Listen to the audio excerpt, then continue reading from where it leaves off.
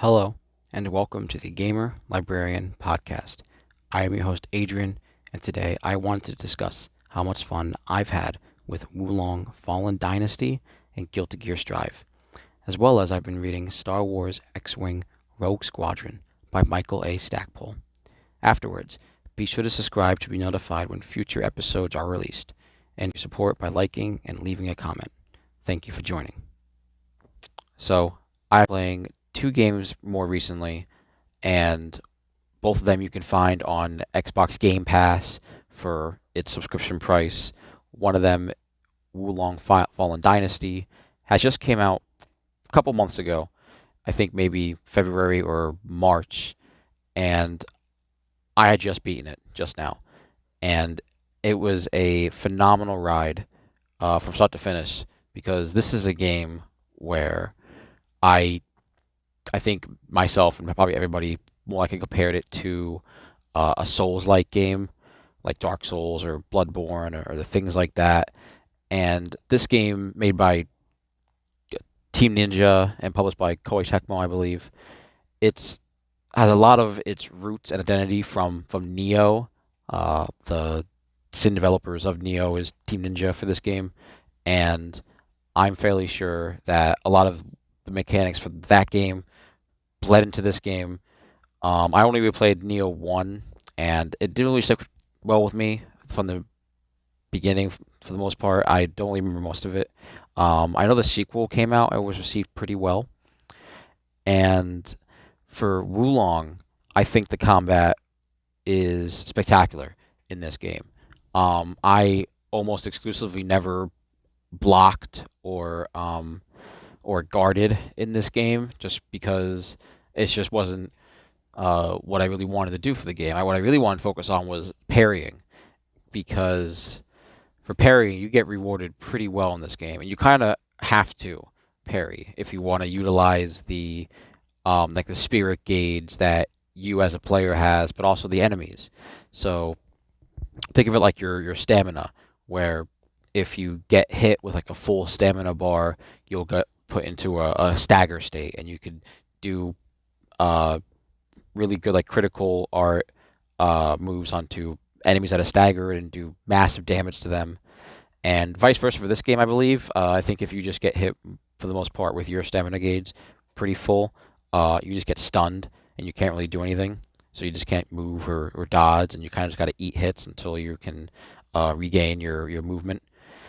And it's definitely one of those games where the more enemies on screen, the harder it is to play. The absolute harder it is because it's it has some moves like magic and stuff and big AoE weapon art attacks that you could use to clear out big areas, but when multiple enemies are hitting you all at once, especially from like range or with um, fast attacks from all different kind of directions, parrying and blocking all that can get really difficult. Um, and you kind of do have to pick how you go across into certain encounters in this game, kind of like Dark Souls games, where you are kind of moving in a more linear area and you mostly find the same enemies um, around that hallway or in certain clearings, and you can fight them to however you best think you could do. But from what I noticed, like later on levels in this game, there's a few more opened areas where if fights with the more stronger, more threatening enemies do kind of take too long or push out a bound, you can aggro a lot of enemies into your fight just willy nilly. It's not super common, but it's definitely something to look out for when you're roaming the areas in this game. Something else that was really useful is the mobility of this game. You have a jump and a double jump, which is really cool. You even have like a vaulting kind of mechanic where you can jump off or onto certain ledges, like at a certain height with your double jump, which is really cool.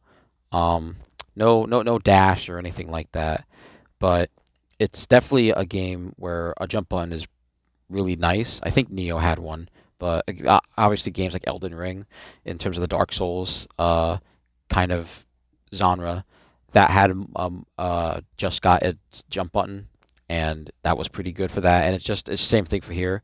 You can use it to traverse, but also like get over enemy attacks and things like that, which is really nice because it does leave for many more options for you to have rather than just a regular Dark Souls like roll and block and stuff. I think the more options the character and the player has, then a lot more rewarding the combat's going to feel. And in this game, you even have a cool mechanic where you can summon reinforcements from the AI in the game, and the AI is basically like companions you get throughout the story, whether you meet them through the cutscenes and the events in the game that way, or you can fight them as bosses. Not to spoil too much, but a lot of the characters you meet in the game become foe enemies to fight, uh, and they're pretty challenging in their own right. This game is a big loot system kind of game, and at every step of the corner, you're gonna find uh, items to pick up, whether they're like items to use in combat or consumable kind of things, or just equipment. And enemies drop a load of equipment. There's even like luck stats and equipment drop stats, which you could affect with your various armor stuff. I barely even look at that stuff when it comes to RPGs, like the full stats. If I have to, I'll take a look at what I'm currently have as like a build. If I'm stuck on a boss or an area, and I think, okay, am I even doing like the right kind of damage, or am I really optimized the way I could be? It's always a good way to go back to like your inventory and stuff, because especially when it piles up in this game, it even has like an inventory like cap where you can't pick up certain items if your inventory is full. Which I don't know, for like these kind of games, I don't really like that. I kind of would just have a uh, infinite kind of inventory. But I did find myself quite a few times in this game going back to my equipment and looking at, okay, do my stats really reflect on what I'm fighting in game? And this game has like an elemental typing kind of chart. It has uh, like lightning, frost, fire, and then toxin or poison and stone. And all those attributes play kind of like, Pokemon rock paper scissors stuff. One beats the other. I couldn't even tell you which ones really do which. I had to look it up during certain boss fights, so I made sure I was doing the right damage all the time. But this is a game where you kind of do have to change up your style sometimes, because early on, especially when you're learning the controls and the mechanics, you're not really going to find yourself like an identity in the game. You're not going to find things that are suitable for you to use all the time. Like you start out with like a regular sword or katana or a staff and stuff, and you'll be comfortable using those, but you're definitely going to find better equipment, and that's going to make it a lot better for you in terms of options, because some of those equipment have like weapon arts that you can use, like special moves specific to that weapon alone, not even just like the weapon itself. Like different katanas could have different katana moves and hammers and all that stuff. I was a big hammer user for a majority of the game, big majority of the game, because from what I noticed, it racked up really good like stagger on the, I think it's called spirit damage for Wo Long. It brought up really good stagger damage, and when it had like slow startup, which was really iffy, and there's even like some stats where you could minimize damage taken while attacking, which is really beneficial or later on in the game for me. But the hammer was really fun. I used these two dual swords on my offhand in case I needed to attack a little faster. The hammer was a little slow, like on startup. And they even have like crossbows you can use, bows and arrows, things like poison and throwing darts, fire bombs, typical Souls like stuff. And I never really found myself using those so much, only when certain distant enemies got really irritating. Never really so in boss fights. Boss fights, I mostly used things like definitely the reinforcements, like the two AI companions you can get if I could, or I would have to change up my game plan. Like sometimes fights by yourself could be really hard, but I found a decent way to cheese some of the later fights. If you level up your character enough, you can get like your skill points into skill trees, and like most Souls games and RPGs, you can respec. You can have an option to where if you have like a level up system and you have skill points or a progress tree or something, you can go and retune your character to the way that you would prefer for at least for now. And in this game, it's free, which is really interesting to me because I know a lot of games like Elden Ring and the Souls games and even games like Borderlands, you even have to pay like in-game currency to respec in the game like Borderlands. It's free in this game, and so you can go back and tinker with your character when you want, and fine tune it. It's really cool because depending on the level of your like your skill trees in this game, you have access to spells like elemental attacks or things like that. And there's a large amount, probably at least like 15 or 20 spells per skill tree, and there's like 5 trees. You can't get them all, which is something I think is really good. I despise when games don't put or have like caps on how many points you can have in skill trees or how many of those skills you can get in like one character or like progression. Borderlands was another game that kind of did that. In the later games, you couldn't get all of their perks on one character, even if you had the DLC and you paid for the level caps, you still couldn't do that. I never really liked that about Borderlands, but in this game, it is free, and the spells are really great. You kind of have to find what spells are more suitable for you. I never really found myself using the more like spell attack spells, like ones that throw out lightning everywhere, or fireballs, ice balls, or toxic fumes, or earthquakes. There's so many spells in this game. I mostly stuck to the buff spells, the elemental attacks and spells that would buff your character. Like there's one that increases your defense with like the stone armor. There's one that if you cast it when you deal damage with melee attacks, you regain HP.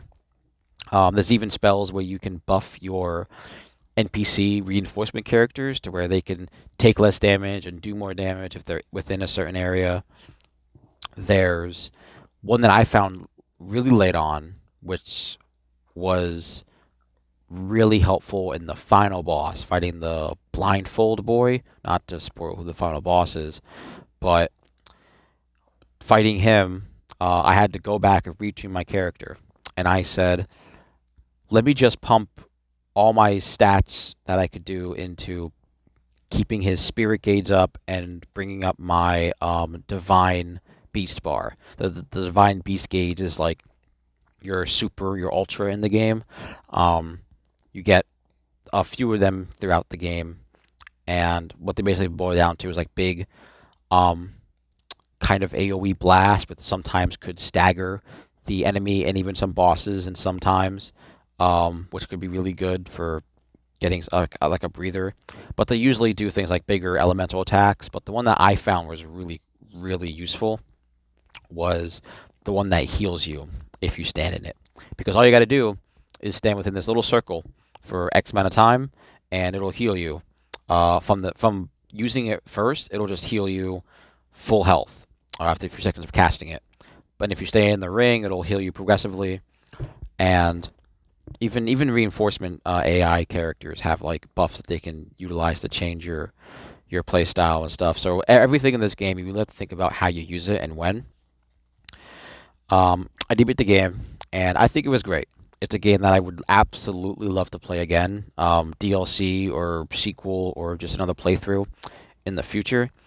It has some really fun bosses. A lot of the bosses get kind of large sometimes, so sometimes bosses like that, the camera is a little iffy to utilize. Like there's a dragon boss you fight, and sometimes characters are like jumping all around onto things at times, so it's a little hard to follow them. It isn't that terrible, but when I was fighting bosses, that's probably the best part about the game. Is fighting bosses because that feels like a true gauntlet. Um, there's so many levels. There's I don't know, over 50 levels. They're not all like really large or um, lengthy in any way, but they're like kind of like mini zones. You'll fight enemies of all kinds of sizes, dogs, like zombie kind of characters, big apes, monsters, and those are the places where it's like you kind of forced to look through them for the story sakes, but there is things to collect, the collectibles, secrets to find. There's these little like cute pandas that you can find. If you give them gear, they'll give you like a better piece of gear, and then you can collect them in like the hub area, which I didn't get all of them. I'm not really gonna bother with all that. But this game has end game, which I'd like to go and do the end game stuff, but I don't think I'm just gonna get to it right now because I'm a little uh, winded on Wo Long. It was hard enough just getting to the point where the game technically ends. You have 100 levels in this game. Like 100. There's no. I don't know if there's a level cap. I don't think there is because I've seen areas have like levels with levels higher than mine. But I reached level 100 by the end of the game, and it seems like you're gonna have to do that if you're gonna want to win because I was peaking. Well, I was getting by a lot of these levels by like the skin of my teeth, trying to beat bosses to get to like the very end.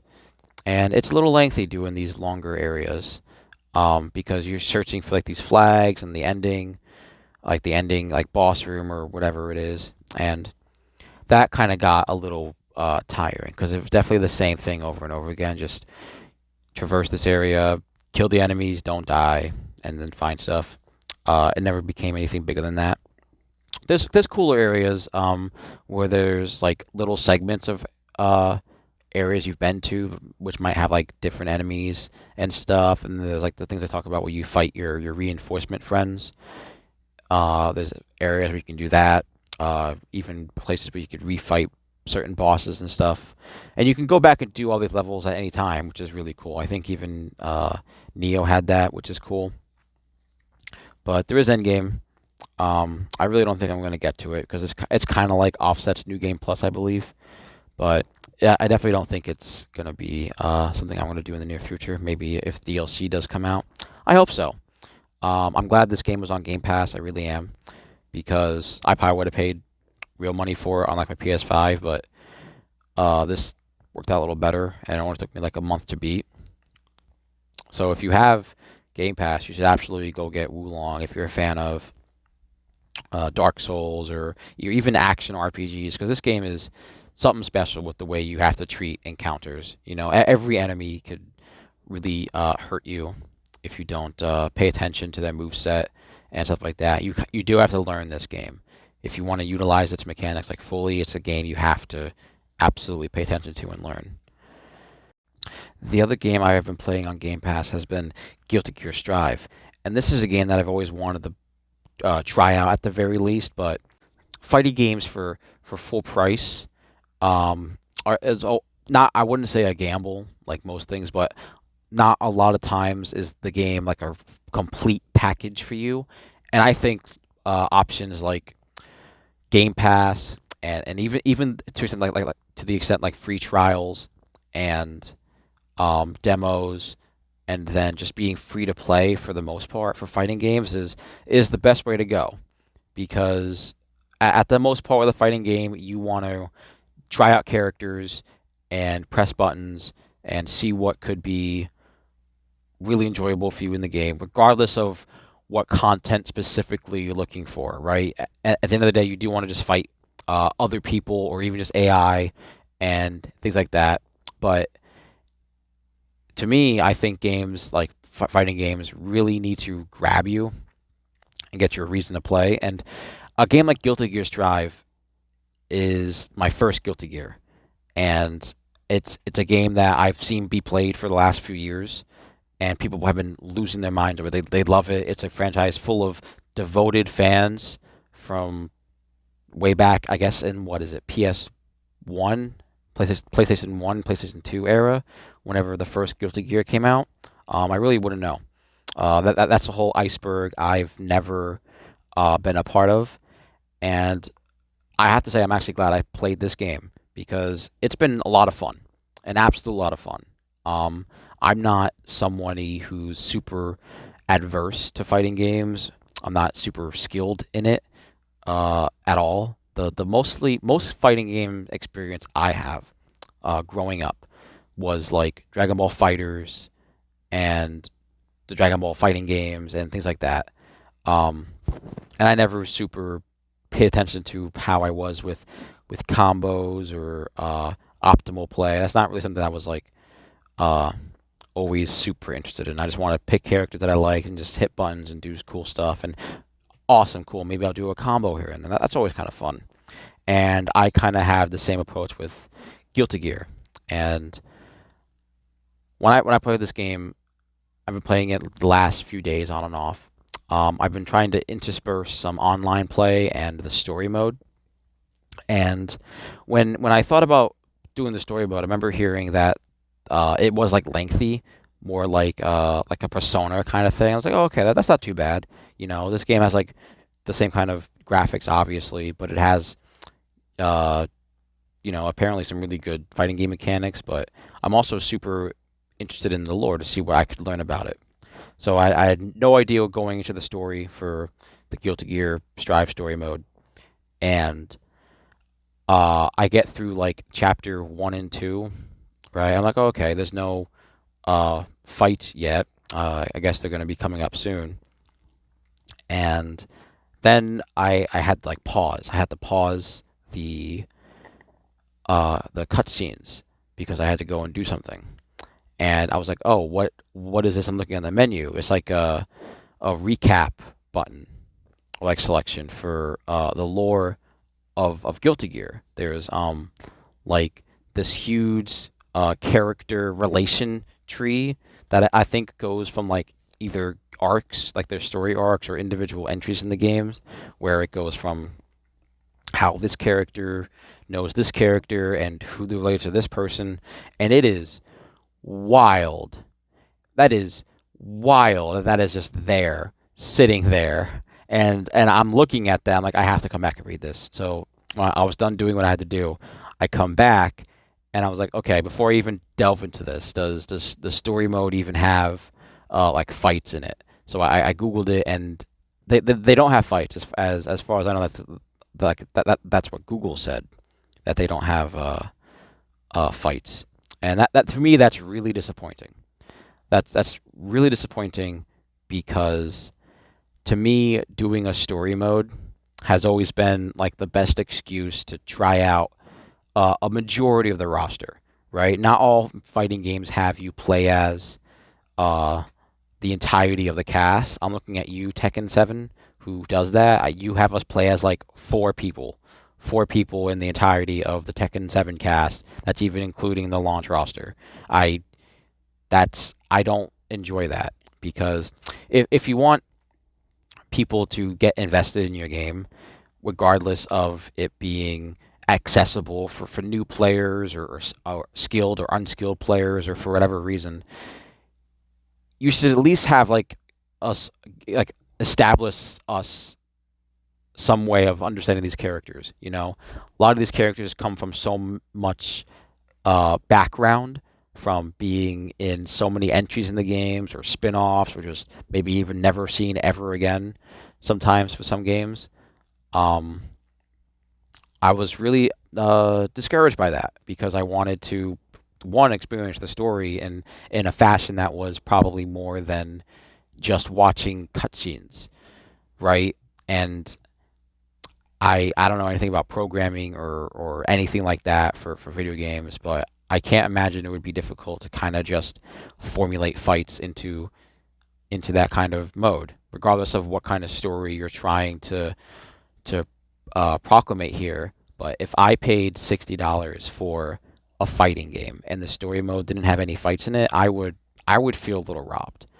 But um, I did not pay that much money for this game. I got it through Xbox Game Pass. So in that regard, that's a pet peeve that I'm willing to shelve because I'm still absolutely invested in the lore of this game. Because when I went back to resume into that like web tree of character relations and backstory, it is a rabbit hole, an absolute rabbit hole. Here's my basic understanding of the lore of Guilty Gear. Okay, the world that we know it is about the same up until um, the 90s, right? I think World War II has happened, and then events up into the 90s are pretty much the same, except for like this one person called that guy or the guy is born and has like a premonition of like humanity facing its greatest struggle, and they have to like turn off and eliminate all of their electronics, right? Their computer electronics, their kind of mobile smartphone, computer, tablet kind of stuff. It doesn't go as in depth as like locomotive engines and like basic technology. It's like specifically computers for some reason. I don't know. That's the bit of lore I got from there. But this guy has premonition that the world is going to have this big calamity, and lo and behold, it does. All of the current electronics around the 2010s go about like obsolete. Maybe I could be wrong on being 2010s, but they go obsolete, and that shifts society entirely to the point where they start discovering magic. They completely outright ban like electronics or like scientific thinking. From what I know of, there's a country that like I think tried to build a spaceship, and they tried to like go to space like uh without being accosted by the other countries that believe in magic now or something. So yeah, magic's the thing. Science is wrong, and then lo and behold, like science and magic are kind of like best friends because they you can see with some of the characters in the game. But I think there's like a lore reason for why like there's magic and like locomotive engines and technology like machinery kind of interwoven together. That part's a little iffy about, but yeah, magic comes along, and then some dude makes these things called Guilty Gears, which I imagine are just what I think Guilty Gears specifically are just like humanoid looking people. I don't think every character ever in a Guilty Gear game is a Guilty Gear. I wouldn't know. I wouldn't know. But I think there are characters who are Guilty Gears, and then like the strongest of the strong of characters ever. And this one dude became like the first Guilty Gear was created, and he like defected, and that caused like the Crusades, and then humanity was in like a 200 long war against these things that they made, and here we are. That's the game. And there's like still the United States, there's still like faux Russia, and some of those European countries kind of just collected together into one big conglomerate or something. I don't know. But I was watching the cutscene. I was like, the United States is in here. Like we're actually on like regular Earth. I never even thought that. I was so baffled with seeing the cutscene with like the White House, and someone be like, "Oh, you're the U.S. president." Like, where? What? The United States is around here? I was baffled. But yeah, that was a rabbit hole that I wasn't expecting to go down, because there's so many characters and so many weird ties to some characters.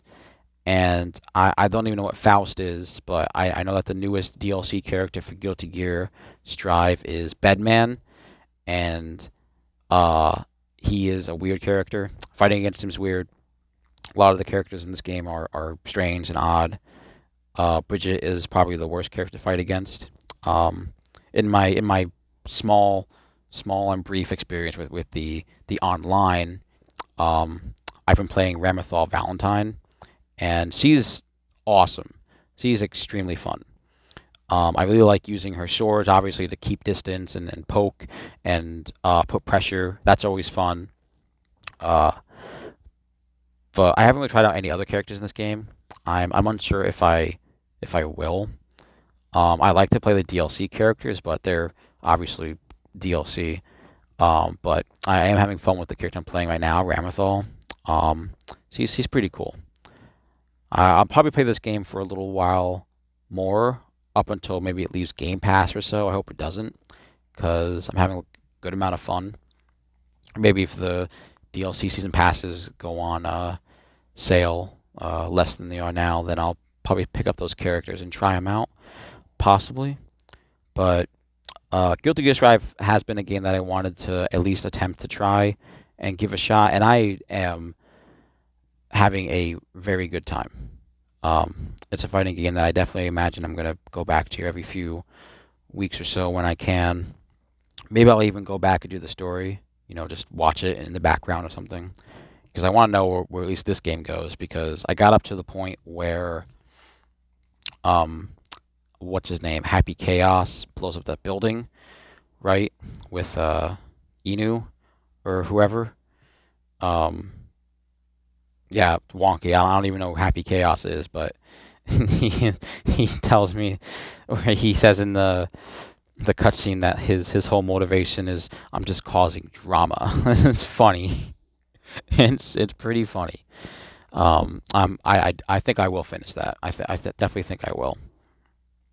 Um, I also maybe want to try out some of the other Guilty Gear games, like Xrd or Rev 2 or whatever have you. They do look fun. If they have Ramethal in it, I'm definitely down. Um, but if you're looking for a fighting game that has a lot to offer, and you can probably buy it cheap now on some consoles. It's been out for a while. It's on Game Pass. That's pretty cheap for some people. It has a story mode, but I really don't think that having no fights in the story mode contemplates a mode for a game. Uh, even the story mode for Marvel's Capcom Infinite was pretty lackluster, but you still play it as like half the roster in that story mode. I'm pretty sure half. So it's there's that, but the game is gorgeous. It has one of the best art styles made by the people that did Dragon Ball Fighters. Arc System Works rocked it out of the park with this game. It's like the pinnacle anime fighter, and every character is so unique in their design and their move set and just everything. It's truly its own like spectacular fighting game, and I think it deserves a lot of recognition. I think I remember hearing maybe a year or two ago it only just surpassed 1 million or 2 million sales, which isn't a whole lot compared to some other fighting games out there, like the much bigger ones. But I think this is really big compared to the other anime fighting games, especially like the other Guilty Gears. I think it's the most and highest selling Guilty Gear game of any of them, and that's really good. That's really really good. I'd buy it if I could. But thank you for putting on Game Pass, because I got to experience this game and discover Ramethal and the entirety that was the story mode. Which, damn, if it, other than fights, this story mode is like its own Wikipedia page. That's probably like the last thing I'll say on it. Wikipedia page story and some really great online for the most part. I'm having a little connection issues, but that's not really like a buzzkill for me. I'll just wait and try again another time or fight an NPC or something. But Guilty Gear Strive, really fun. Check it out. Even if you have Game Pass or don't like fighting games, it's still a good time. Now, something else I want to talk about is RE4, Resident Evil 4 Mercenaries mode came out, which is really fun. Mercenaries was really fun in Resident Evil 8, and I think they had something along the lines that was similar for 7. Maybe RE2 remake, but Mercenaries in RE4 is extremely fun. Every character gets like this like kind of berserk super mode where Leon does like extra damage, and Krauser, if you unlock Krauser, he gets like blades for arms. You just slash the shit out of everything. Then there's Hunk, who gets infinite ammo for all his guns. Oh, too cool, too cool. I wish there's more stages. You know, I remember a lot of different set pieces for RE4, and there's only three stages: the village, the castle, and then um, like the mines or something like that. It's the third one, the third stage for it. But really cool. It's even a free DLC, which is pretty great for those who uh, may have never even gotten to try Mercenaries out before in any of the older RE games, because it's a fun arcadey game mode that games don't usually have anymore. Um, Multiplayer is a system that is in a lot of games now, and I think that when it comes to making your game, you should put in uh, as many modes as you want, but as long as they're fun to play and they're practical. RE, Resident Evil and Capcom have tried to meld in multiplayer a lot of times, and sometimes it doesn't usually stick. I could probably say that my favorite Resident Evil co-op experience ever was uh, probably Raccoon City, and that's probably like a super uh, undervalued take. But Raccoon City, I think, is fun to like extents. I think it's obviously a different game than other RE games. I mean, you look at RE7, you tell me that's a regular RE game compared to like RE1 and 2 on the PS1 and stuff. I mean, sure, but I really liked what Resident Evil Raccoon City did was it had four-player co-op from what I remember, but it also felt more like a arcadey game, right?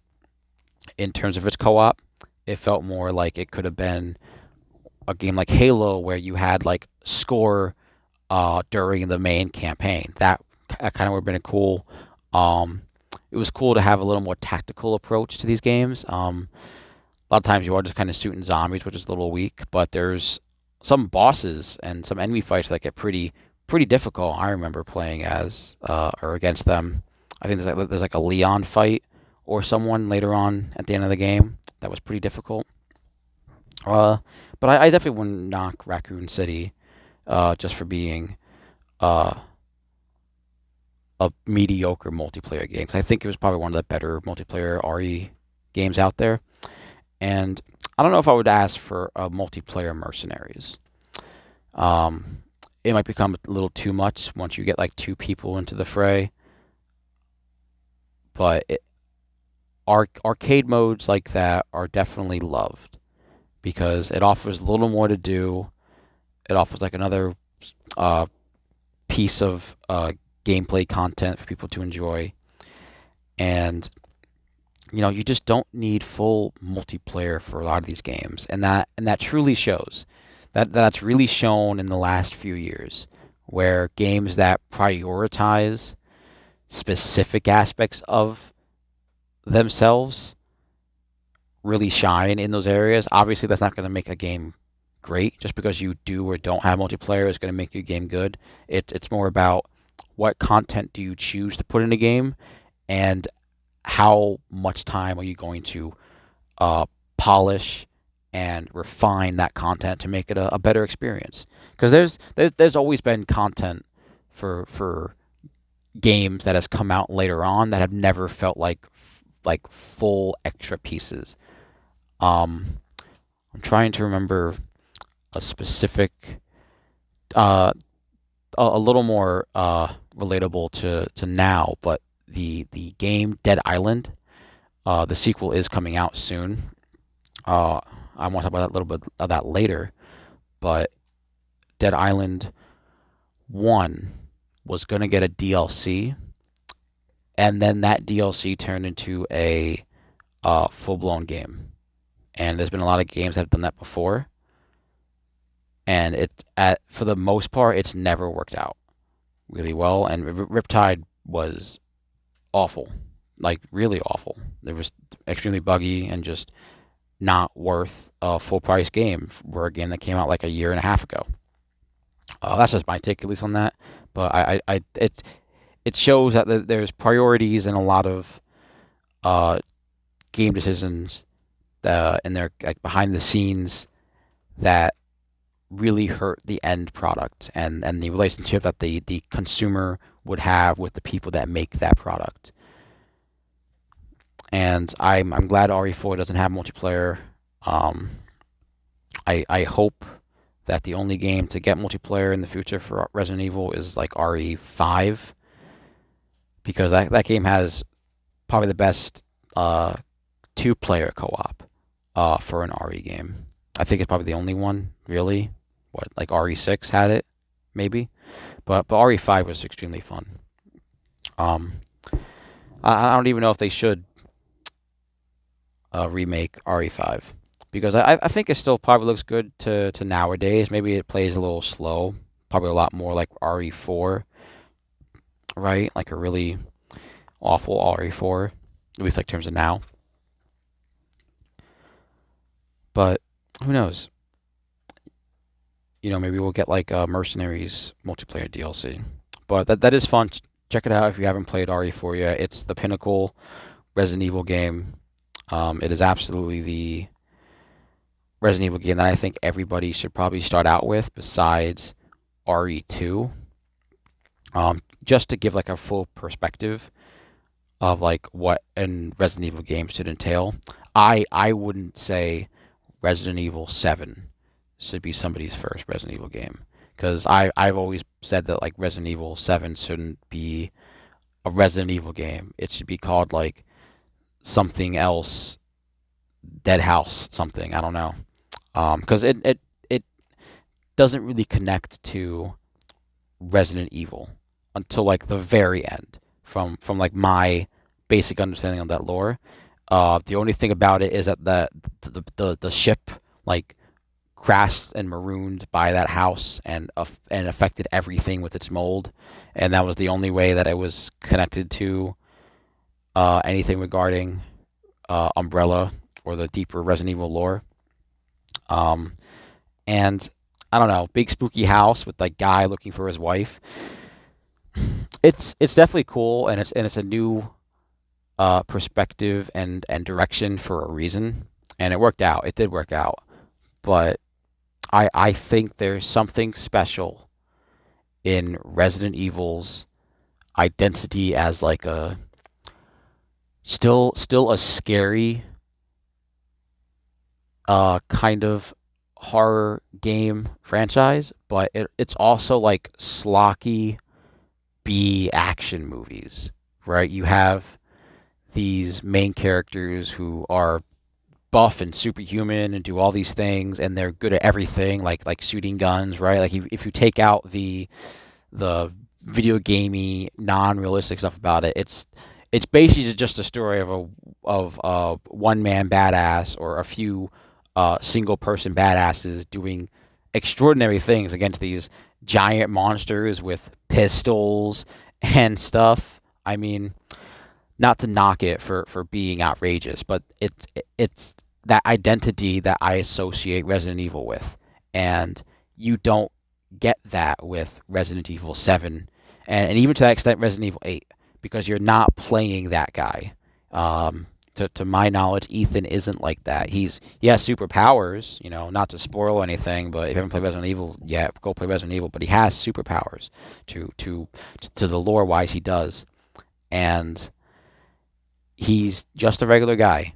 He's literally just a regular guy. He starts up with like a pistol and everything. He just does all this stuff, and sure, regular guys can all do that, but I like it when these guys are obviously like prepared for what they're doing and they know what they're doing, rather than a guy with camera treks through house and tries not to die. But to each their own. I'm excited to see what Resident Evil 9 could even fathomly be, because that's something that's just seems so extremely different because you have an idea of what 7 and 8 are, especially in terms of like Ethan. But after the way 8 ended, I don't even know where 9 could go. You know, maybe they'll do 6, right? Maybe they'll do Resident Evil 6, but they'll reverse it like upside down, so it looks like a 9. And it's like, haha, guys, it's really just 9. But it's the same story, all 3 stories, whatever 6 has. Um, this has been a really long tangent on just Resident Evil, but I had a lot of fun playing Mercenaries. It was really good, and it's one of the greatest games that I've played for a horror game. These last few days, I've also been reading X-Wing Rogue Squadron, and this book is extremely interesting because it has a lot of cool insight into the rebellion, which I think is pretty cool, especially considering it being about the powers of the X-wings and stuff. Um, I'm not so much here looking for lore, more so than looking for like just cool moments in Star Wars. But uh, for those that don't know, this is a story that takes place after the original trilogy, and it follows like the reimagining of the Rogue Squadron, like the people that came after.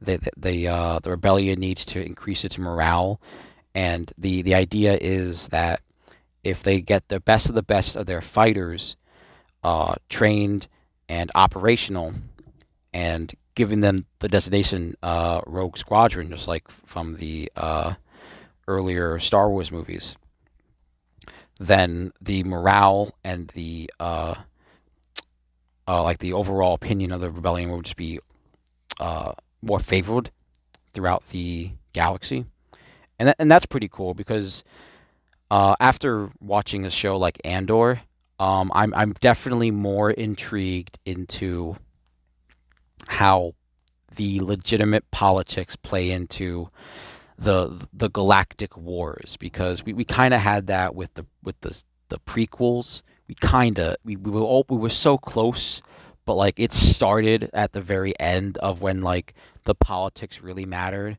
We never saw like the Jedi go investigate real crimes that turn into much bigger threats. They just kind of already knew it was the Separatists doing all these weird bans and money stuff. Um, but it's interesting to see how the rebellion operates in this book, especially considering it's after uh, the second Death Star blows up. Because you would think that a lot of the uh, worlds in Star Wars would just kind of coincide with the rebellion, right when the Death Star blew up. But that isn't the case. Apparently, Coruscant is like a massive Empire hub, at least in terms of what Michael A. Stackpole thinks of in this book for Coruscant, which is still cool. I think they'll go there in a future book. I don't think they'll go there now. I'm only 189 pages in. That's about halfway, a little more than halfway. And they have been doing really cool things with the X-Wings. Some of their X-Wings have um, like Star Destroyer marks on them for like being a part of Death Star runs and cool like accolades like that, which is fun. It gives like Star Wars a little more identity with its history in that regard. Uh, I like how they make comments about like Luke Skywalker and Han Solo, like side comments. It doesn't go like Mandalorian routes where the like Luke Skywalker shows up and like steals the show. This is a story about the X-Wing Rogue Squadron itself, like the new iteration of it, and I'm having a lot of fun with it.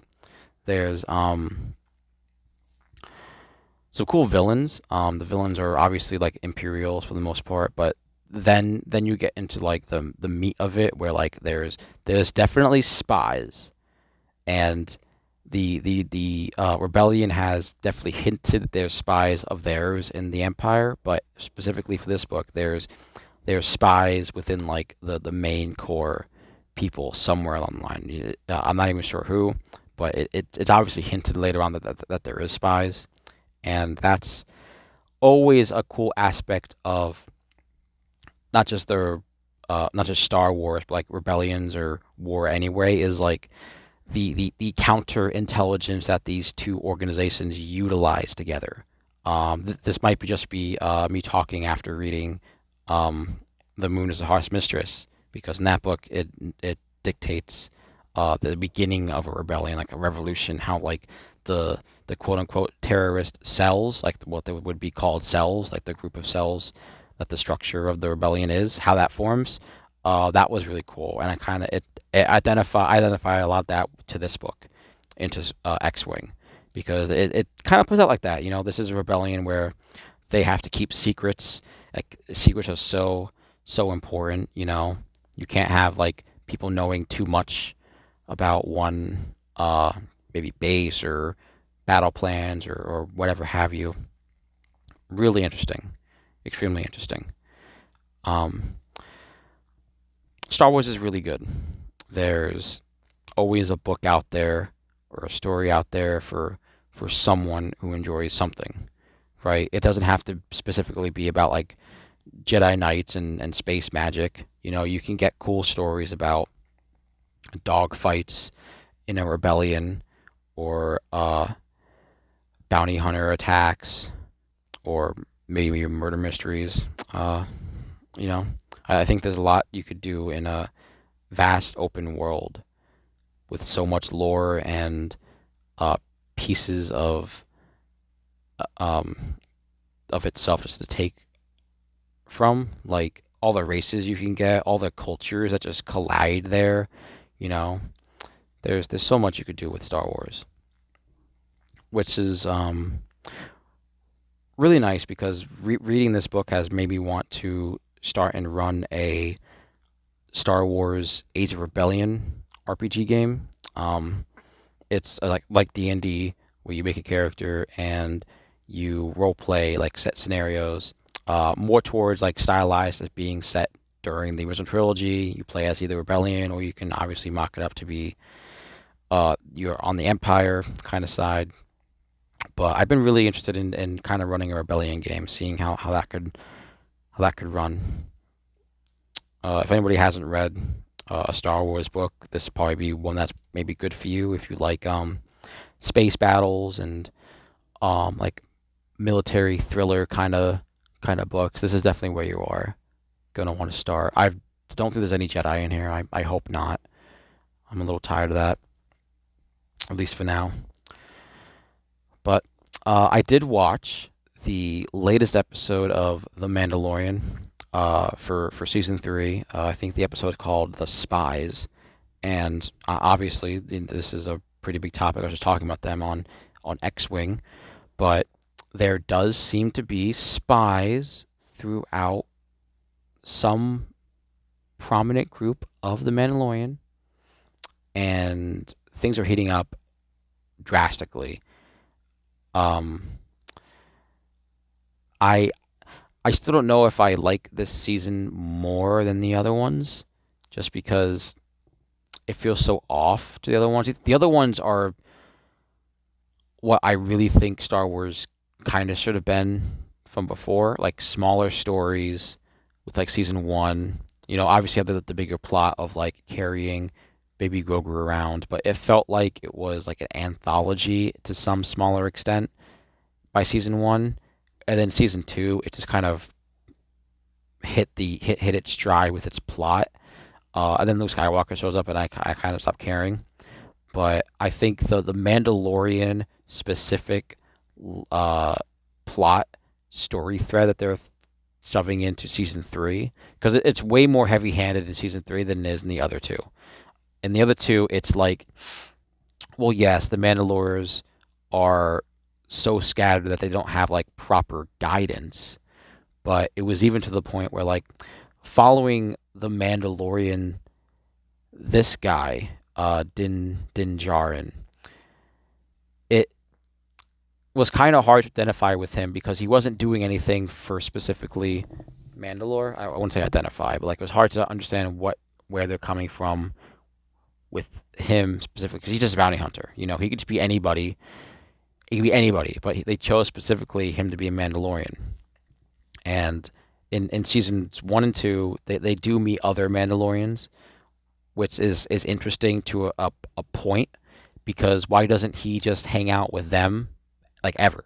Why does he just stay with them forever and just have other Mandalorian friends to protect with or anything? That's an if. That's not a real reason. But in this season, it seems like it's much more a Mandalorian problem, like a Mandalorian race problem. If you haven't seen it, if you like Star Wars, if you even like Mandalorian as a show, this is still a season you should see. There's some great scenes in some of these episodes that I think are really interesting in terms of Star Wars. Um, and I'm excited to see what the end of this is, because I know they announced Ahsoka and all the other shows, and I definitely am still burnt out on a lot of Star Wars. I think if I do see another Jedi besides like Ahsoka, I'll just rip my hair out. Ahsoka's cool because she's one of the only characters, at least like established legacy characters, who you still have a reason to follow as a character. They're like one of the only Jedi and main characters that don't have a definitive end to their story. As far as I know, I know that there is like her appearance in Rebels, and she's getting a TV show. I think there's even a book about her, which I do have to read. Um, she's just one of the characters that we still don't know her everlasting fate upon, and she's just a fan favorite character. Characters like Obi-Wan obviously have an ending, which I think kind of made the show Obi-Wan just fucking worthless. You know, like knowing that he dies in episode 4 really just showers anything having to do with Obi-Wan proper as a show. That entire re-meeting of him and Darth Vader, I don't know. It was fun, but I really wish that show was never made and just never saw the light of day, or my eyes saw it. That's just me. But for Jedi Fallen Order, that's kind of the same thing as Ahsoka, where you also get a character who's around, obviously the Purge, the Jedi Order, but we see what happens to him after. You know, he does have a life after. There's no real happy ending, right? And maybe there isn't a happy ending in the new game, but he doesn't strike me as the character who's going to just outright join a rebellion or so. I mean, maybe he does, but he felt like he is on his own way. You know, like he just wanted to get on with his own life, and I'm excited to see where that goes, because he's going to encounter the Empire, obviously, and that's going to come into a heap of problems. I definitely don't know if I'll get that game. When I first played Fallen Order 1, I struggled with the parrying and the dodging, much like Wo Long. My first playthrough, and I kind of dropped it for like the first few months until I picked it back up and finally beat it. And man, I really hope they don't go like the Dark Souls ish route. I know that they already kind of established that with the first game, but it being like a Dark Souls kind of clone really didn't stick well. At least to me, I kind of felt like it maybe should have been more like a Force Unleashed kind of game. But I don't know. I'm excited, but I'm wary, because I like Star Wars, but I definitely know that when it comes to games, you have to be really cautious on why you buy a game, you know, and it could have all the bells and whistles you would want for a Star Wars game, but will it have all the bells and whistles that you would want for a video game? And I don't know. The first game had like very few worlds. Half of the worlds weren't even like all that great, in my opinion. There's no real like You couldn't go to like a hub world with like a town or anything. The ship customization, obviously you just pick skins, which isn't awful, but it's just like eh. Characters are really cool. I think it was written extraordinarily well, and that's that's always a thing that I think when you have a bigger franchise where the company who owns the property probably already has an idea for their plot, and the game is just built around that. That makes more sense. I could be wrong. I think whoever does make Fallen Order, I think it's EA. Uh, I think whoever makes that game, maybe makes their own story. And if they do, it's still a good story. I think the whole lone Jedi kind of stick is something that we never saw in terms of Star Wars, because it's always been either characters who've been established and part of the Purge, or Force users established after the Purge. And I don't know, the Purge is such a strange time for Star Wars because the the way that the prequels tie into the original trilogy is just uncontested for being like lore. And it's one of those moments where it's like the story definitely can't happen without that.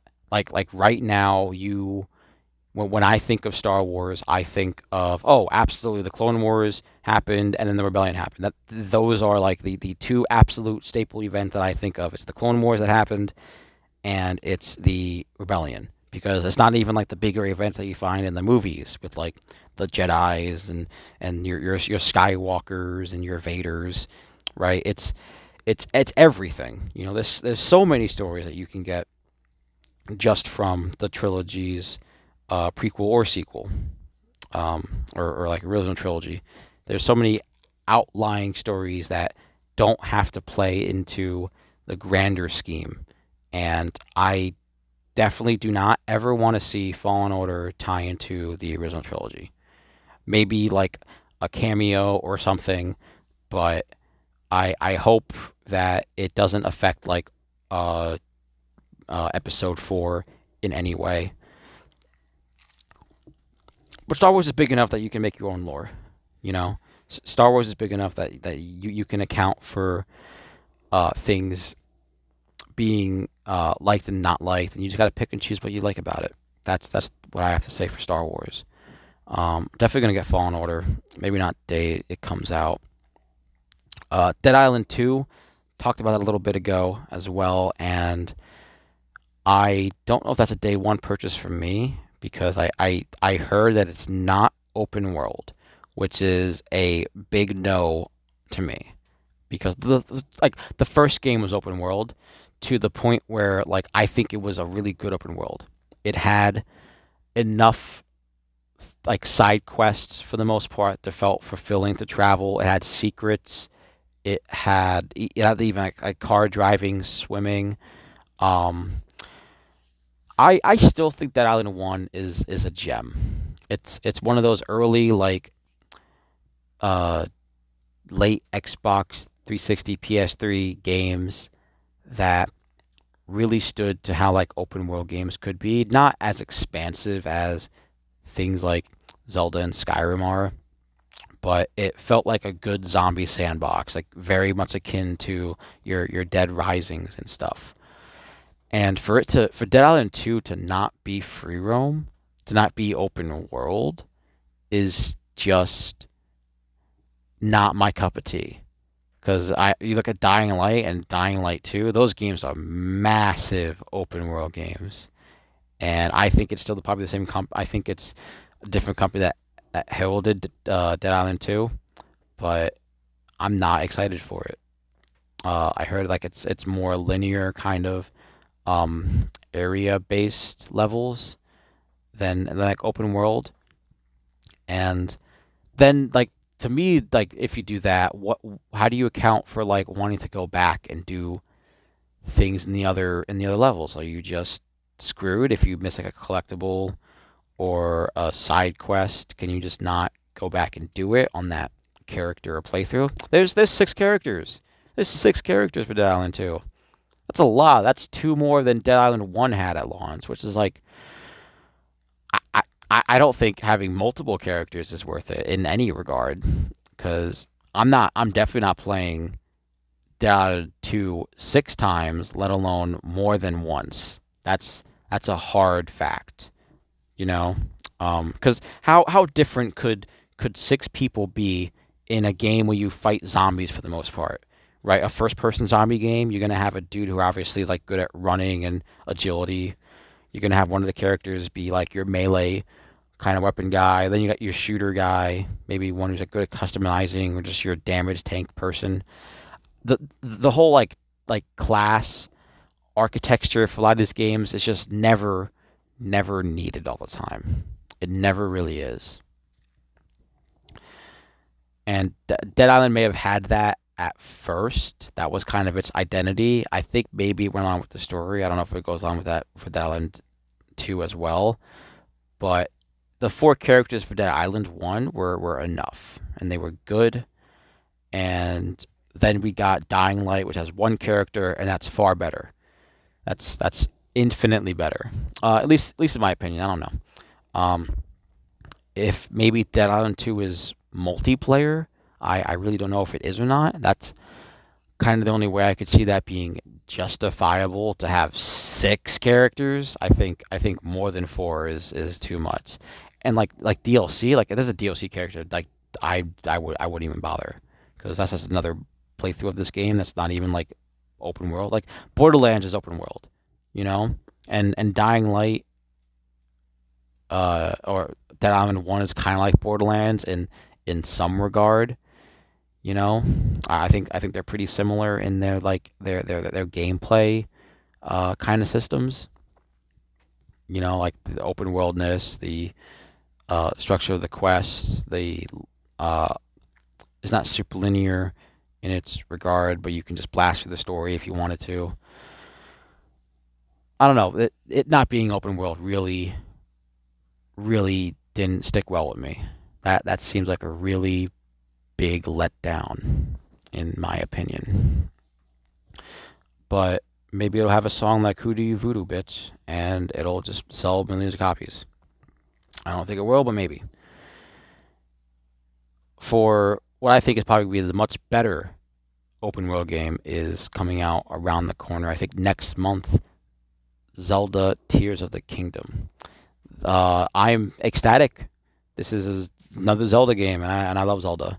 Even if I'm not a big fan of the direction Zelda's taken in its more recent games, like Breath of the Wild and Tears of the Kingdom, I'm still excited because it's still Zelda. You know, it's still playing as Link. It's still smashing pots, cutting grass, getting the Master Sword, beating Ganon. It's all the same stuff I love. You know, it's just gonna be a different way of experiencing it. But I do long for the days where you could enter a dungeon and you wouldn't leave that dungeon until you're done with the dungeon, and you would get either the weapons you're supposed to get in the dungeon or whatever secrets you could find there before leaving.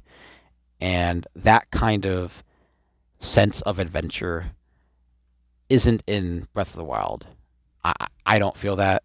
I always felt like Breath of the Wild, when I first played it, was just like going around the map in a circle.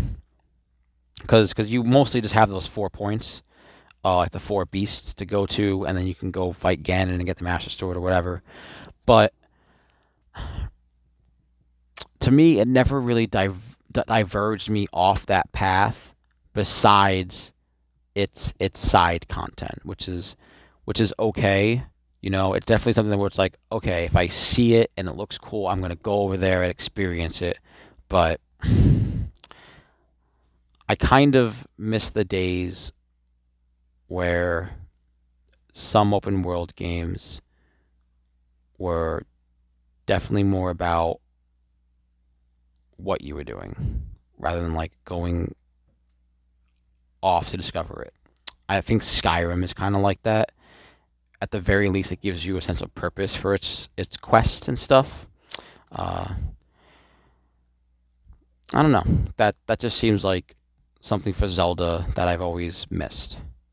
And I don't think that's something that's going to go away per se, but I definitely think it's something that's not a part of the current Zelda identity with its open world nature of we should make it so you can go do what you want to do right when you can, right after the tutorial or whatever. And that's okay. That is an okay way of handling your game's progression. But at the very least, maybe don't put everything out in the open because you can fight Ganon. That's all good and fun, but who really wants to go and just fight the main boss right at the end of a game? You know, like, and I could, you could mash your head to that boss from the day you purchase that game to the day you beat it. You know, and then what else are you gonna do? You're just gonna do the rest of the game? You're just gonna explore? Sure, maybe. I don't think I would. I think if I beat Ganon first try or any try after just starting Breath of the Wild, I would just wouldn't play the game. I was like, oh, okay, I did it. But there is a lot of cool stuff you could do in Breath of the Wild. I think the Korok seeds and all that stuff is disgusting. There's too many collectibles in some of these video games. But the mission where you create that town is really great. The missions where you fight those flying dragons is really awesome. And a lot of the areas, Breath of the Wild, are obviously really pretty. The desert area, the fog forest place, very cool. Um, it's a game that changed probably not just Zelda, but it's a testament for how you can change the fundamentals of a video game and it work out for the better. Games like Zelda Tears of the Kingdom, games like Resident Evil 4 Remake are kind of like that because you can change games for a lot of good ways. I won't say Resident Evil 4 Remake, I'm sorry. I would say Resident Evil 7 is a way to change a game in the step of the right direction. That's what it would be. Not Resident Evil 4, Resident Evil 7, because you still have a lot of what makes these games their own games. Zelda games as you play as the the wordless Link character, and you go and save Zelda. Typically, you fight Ganon. Typically, and normally you collecting rupees, smashing pots, doing stuff like that. Resident Evil 7, same thing. You uh, play as guy with guns, and you do puzzles and you kill monsters. You know, it kind of becomes the same thing, but the story is kind of what gives it that little flavor text. But Zelda seems like it's going to be fun. I haven't played Breath of the Wild in quite a long time, and I would like to go and fully finish the motorcycle DLC, I think it is, or whatever. Um, I don't know. That's another hard trek, man. Some of these open world games go on for too long, too long. Um, that's never a bad thing. Never a bad thing to have your game be really long, but games that are 30 to 40 hours are like a really good sweet spot. Zelda Breath of the Wild is like 70 to 80. At least my first playthrough, I think it was 70 or 80 hours my first time. And that was long. I don't know if I have another 70, 80 hours to do into that game, let alone doing it again for Tears of the Kingdom, let alone. Um, yeah, but it's good that this game is finally coming out because we've been seeing it for so long. You know, I think I've been seeing Tears of the Kingdom since 2018, 2019, probably 2019, you know, and it just feels like it's been a game that's now just identified itself as being like a um, cyberpunk kind of game where it's been talked about for so long, and like a Horizon Zero Dawn game where we see it so often, where you just kind of feel like it's even already out to the most part. I know we had a trailer come out a little while ago for Tears of the Kingdom, and so a lot of cool gameplay ideas and what we're going to expect from the game. And I'm very excited for that. That is fun. I'm just mostly going to miss like discovering items and those cool items you would have like the boots and the slingshots and the magic rods. Like starting a game with no inventory and then finishing a game with partial or full to complete inventory is so different, because you feel like you may have either missed important stuff, or maybe you could have uh, beaten some areas without certain items. I don't know.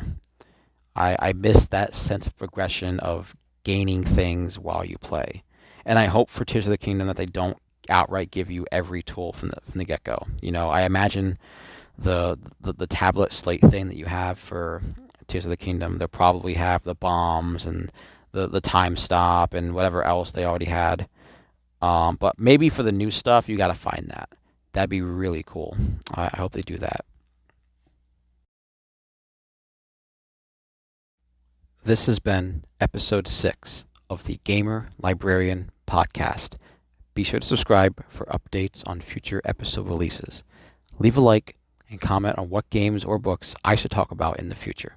Thank you, and see you next time.